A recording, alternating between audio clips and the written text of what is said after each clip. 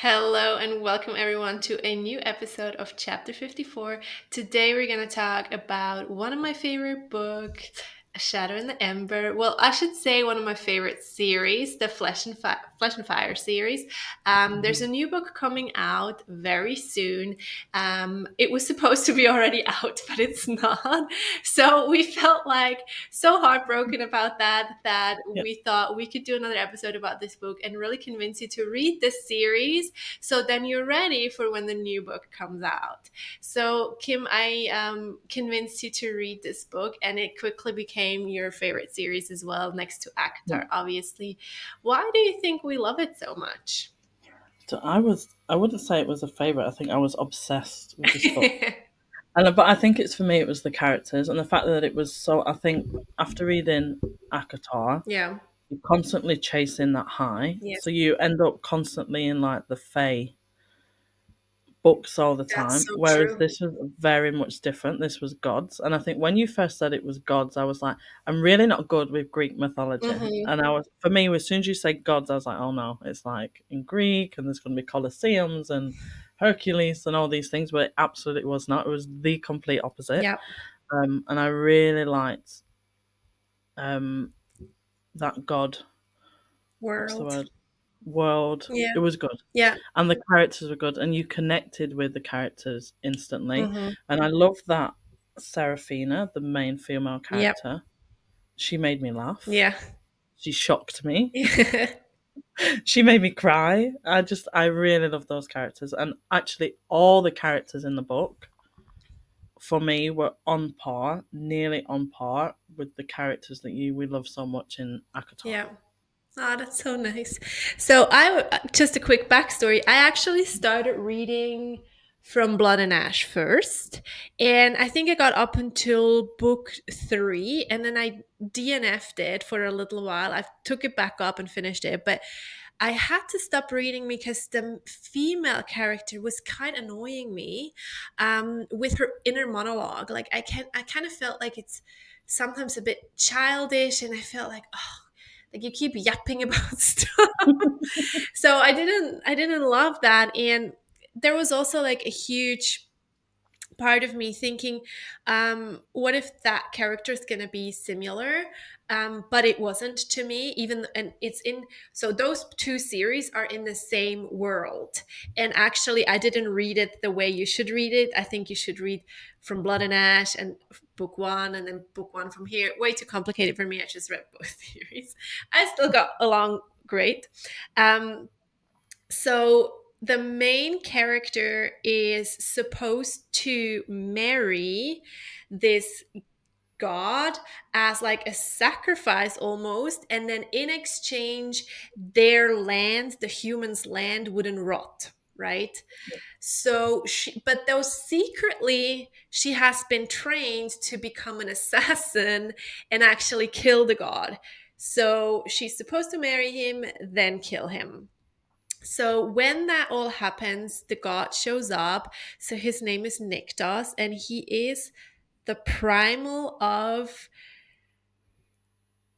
Well, I don't want to do all the spoilers. So he's Yeah. the primal of death, I love that. right? Yeah. Yeah. Okay. So he's the primal of death, and he comes to the church or whatever temple, and looks at her and basically says, "I don't Nope. want that.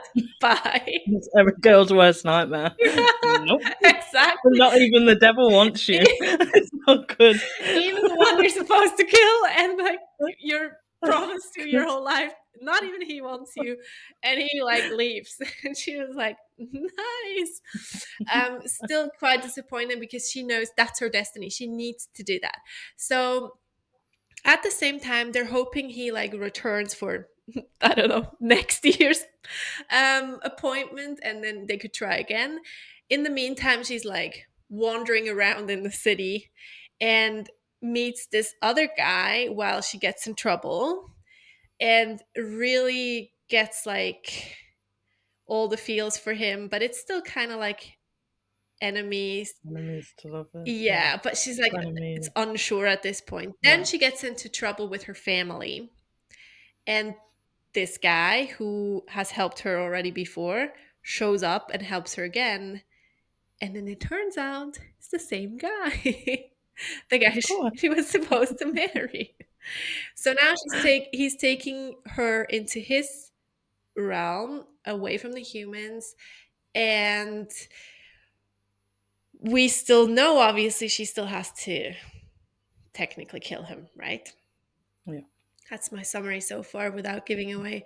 So that's book one for you. Then, But I like that it's not, I mean, listening to you explaining the book, it's the storyline is absolutely correct. But I will say, anybody that's listening and think, oh, that's quite a simple, predictable storyline, it's not. yeah. Because so many twists and things happen and things come to light and then they don't, and things happen that wouldn't usually happen. And yeah, I've never, yeah. So that's why I think makes an author a great author. Because when I Mm. recap this book, I just tell you what the storyline is without any emotions, you would think like, yeah, it's all right, right? All right. But when you read it, the emotions you get for each part, where everything that happens, it's just insane. It's like, to me, it was so like, I don't know, I had so many emotions constantly. When I finished the series, I couldn't live for like a week because I was keep thinking about these books. Yeah. I've never cried at a book, like ugly cried at Ugly a book. cry. I'm reading the end of this book and I'm crying. I can't see the pages. I'm like, when I think back to the two movies that I cried so much at was Marley and Me with the dog, I know. of course, and The Green Mile. That's Are true. the two movies I cannot watch without my heart breaking. Yeah. Like, serious heartbreak. This was the same. When I say I cried, I cried. And even my husband looked at me and he was like, I know you love reading, but is this good for It's you? mentally good for you. And I'm like, I'm not even, when you watch a movie and you have a little tear and you're like, I was full on, like literally somebody just died, like I cried. Yeah, I mean, I will say I cry really quickly in movies. But I agree with the ones you just said, Marley and Me, Green Mile. I mean, I can't even watch both of those because, I mean, I was not prepared for Marley and Me at all. But No, I mean, I cry most of the movies. I'm still traumatized, still hold trauma from that Yeah, movie. yeah, Still hold the trauma. yeah. So obviously, in this book, I know exactly what chapter. No, I shouldn't say in this book because it's not in this book. It's in a different. It's Yeah, in a book, third the book. third book, Mm. which is interesting because usually the second book is the best. But in this, we already discussed that once, but kind of re-emphasize it. It's interesting. First book, loved it, was really good. Second book, loved it too, was really great. Third book, Yep, at the beginning, I had a hard time because she was in a yep, different setting, and my mind was like, put it back in the old setting. That's where I yeah. loved it so But much. I think she changed. Well, I don't want to spoil the book, so I think she dragged that. Do we spoil it if we say okay? It's obvious when you're reading the book that she's going to end up with this other god and be trapped and whatever. I think her character that was built through that whole book and what she accomplished and what she did and the fights that she fought through Hmm. those first two books that yes, it's possible she would have got captured. Yes, she would have been kept in that cage, but I don't think her as her character and her personality would have been in that cage as long as she was. Mm, That's the bit that spoilt it. That part I will say dragged on too long. too long. But once she got out of that cage, because obviously it's a spoiler, but it's not. I mean, It's a spoiler. there's another book, so she's going to get out at some Yeah, point. yeah, But there's things that happen there yeah, that wasn't just that yeah, simple. She wasn't just. I mean, it's a whole thing. But once she got out of there, then the book really got good again. yeah. And then I mean, it that's, was good the whole way through. yeah, Just I think it's good the whole way through. we could have been a bit But shorter. that's after that, that's when you started Yeah. crying because Oh then yeah. it's like coming to like towards the end, and then it's Yeah. just like one Because cry fest after another. Because at first it's like so sad, and then it's like so good, and then all the things he says, and like literally, because sometimes you read a chapter and there are like a few things, a sentence or two that the guy would say, and you like, either if you're on your Kindle you highlight it or you highlight it on your physical book, whatever, and you just think, oh, that sentence, or oh, that little paragraph, but it was page after page after page.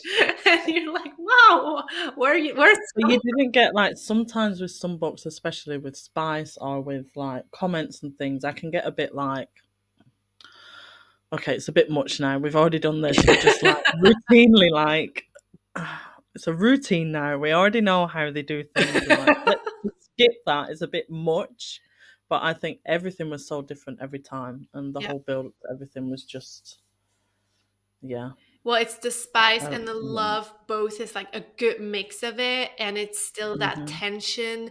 And then because there was another element thrown into it, I think we said that in the first episode. I'm not gonna mention it for those who haven't listened to it. So there's another element thrown into it that can kind of like um this or destroys their love story, or like pauses it, and you think like, well, great, now they can't come together, how are they going to come together?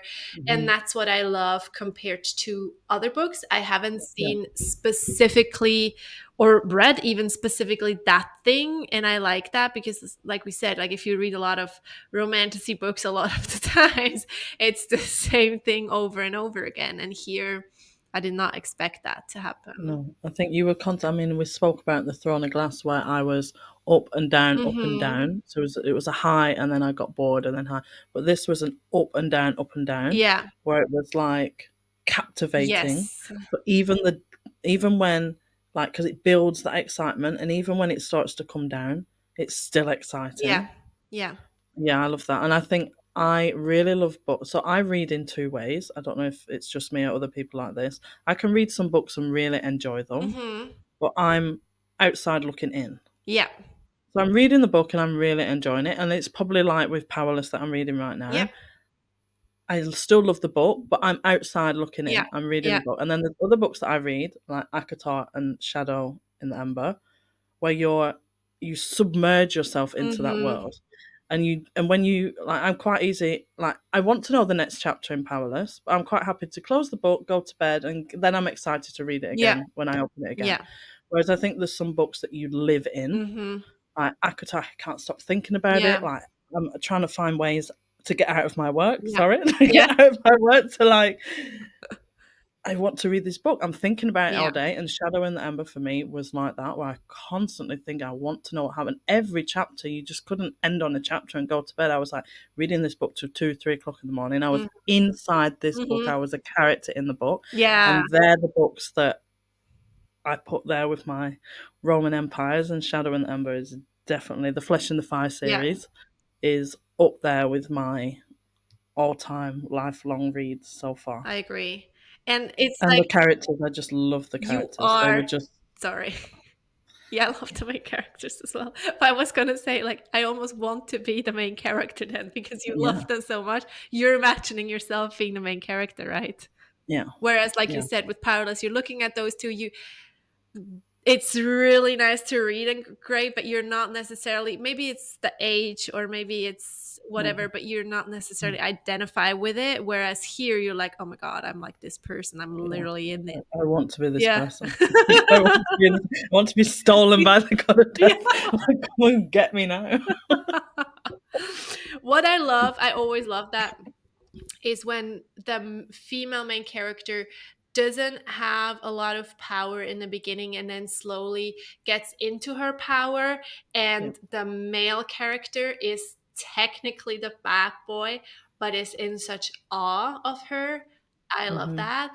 I Yeah. think that is something that probably we love it so much because we don't have it in real life most of the time. If a female gets into her power, it's not necessarily celebrated in this male Hmm. dominated world.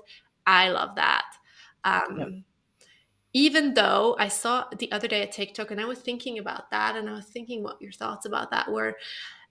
She said that she would like more female characters that are not like becoming that warrior or like super strong, but are just like not necessarily a damsel in distress, but a little bit just like are more or less normal and don't necessarily have anything um to show for themselves. I think I'm in the. I like something in the middle because I really can't. I really trying to please people. Don't come at me like it's my opinion. So I really can't handle the damsel in distress where she can't think for herself, she Yeah. can't look after herself, she can't. I can't like probably not the best word. Man up, like Yeah, yeah, yeah, come on now, like we don't need men saving us just because we fell over a curb. Like yeah. I can't handle that damsel in distress. But I also hate the other end of the spectrum where the woman is so independent. She doesn't need a man's help. We don't Mhm, need men. We don't need mhm. this. I'm an independent woman. I hate that Yeah, too. me too. Like even in reality. Yeah. So I know a lot of it's a lot of talk about like we love the books, but if this was real, if this man was really doing this to us in real life, like we'd be ringing the police. Like even in like my past relationships and my current relationships, like I wouldn't say equal because I really struggle with this. Yes, equality is a whole completely different thing, but I'm talking about equal in relationship. I still, as a woman, like to be dominated Generally in because that. life or everywhere? I mean, generally or just specific parts of your No, life, I like think the bedroom? I think everywhere because I think as a woman it's nice to be looked after. Mhm. But I also, on the other hand, like I always say to my husband, we have this joke. And I'll always say to him, I don't need you, I want you. Mm. So if I didn't have my husband, I didn't have a man in my life, I could perfectly capable can Yeah, survive. I can yeah, feed myself, I can look after me. I'm gonna be perfectly fine. I don't need somebody yeah, to look after me. I don't need somebody yeah, to save me. But I think as women and even as men, we want that. We want somebody who looks after us. yeah.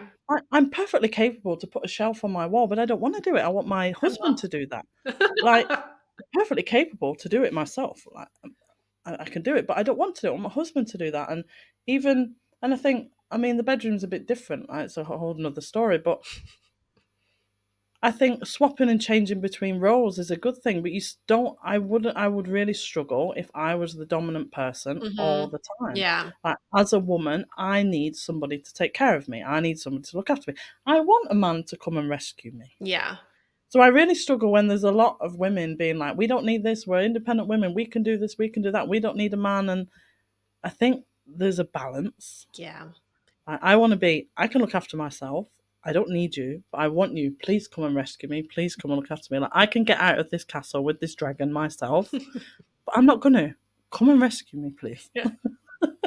That's where I'm at. I think I don't know. I think I like that in some. That's why I hate in some of the books or think I can't identify with the woman when it's like just let him do it. Like he already like just let him kill this monster now. But I do understand that I'm probably in real life sometimes the same and like they're like, oh, I can do it by myself, whereas like I actually could just let someone else do it. So I do understand that aspect as well. Which I feel in this book actually is a good balance to me. Hmm. Like it's Yeah. not that I ever think like I said with from Blood and Ash, like a lot of the time I thought, oh God, I just get it, like stop bantering or stop hating each other. I felt like it's not necessarily here, Yeah. and a lot of the times what she was thinking, I would have thought so as well, or I would have said something similar. So I really like that, and we just discussed that before we start hit recording as well. All the side characters, I love them as well. Like they have their own Yeah. story, they have their own characters. They're like either funny or like Hmm. sarcastic, Yeah. and there's still like the main so there's still like a new villain coming, so it's not like once this part is done and enemies to lovers, now suddenly it's it's finished or the tension is gone. There's still new stuff coming, Hmm. if Yeah. that makes sense. I feel like I'm rambling, Yeah. but that's how I No. feel so excited about this book. No, I think the side characters almost become a part of the main characters. Hmm. And I think the side characters make the main character also who he is. And they do a lot of that's I like I don't know if you realize, but the side characters do a lot of storytelling. Yeah, They build the world as well and they yeah, build his story and you don't necessarily find out the main character's story from him. You find it out that's true. I like that you find out the That is pieces true, of the story, actually. and everybody shares their own experience with him, because Mhm. you think he's the god of death. Yeah. He murders people. Whatever he Yeah. does, he doesn't murder people, but he like Yeah. whatever he does, he's the god of death. But then you start to find out all the different experiences that all the side characters have had with him, and you actually find out, without spoiling, actually how why we love him. Let's Yes, just say yes, why we love yes, him. yes, yes. So, but there's so many twists and turns. So the storyline is not just you cannot. I don't think you can just explain the storyline in one trope. I think there's so many That's so things true. going on, Well, each and book has like new stuff coming in and yeah, out. hmm So yeah, I yeah, love it. I love you that book. should read it right Yeah, away, for sure. so we can get ready for the next book. And I actually, the only reason why I restarted from Blood and Ash is because I kind of was chasing that. I was like, I've already read this book, I'm gonna reread it, but I felt like I need more of them. So I can't wait for the new book to come out, and I can't wait for you guys to read it. If you have, let us know your opinion, and we'll see you in the next episode. As we close the page on this episode, thank you for joining us on today's journey and being a part of our little world. If you enjoyed our unfiltered discussions and the enchanting realms we explored, don't forget to subscribe and share your thoughts with us. Let's keep the conversation alive by joining us over on TikTok. Until then, may your reading be as magical as the worlds we adore.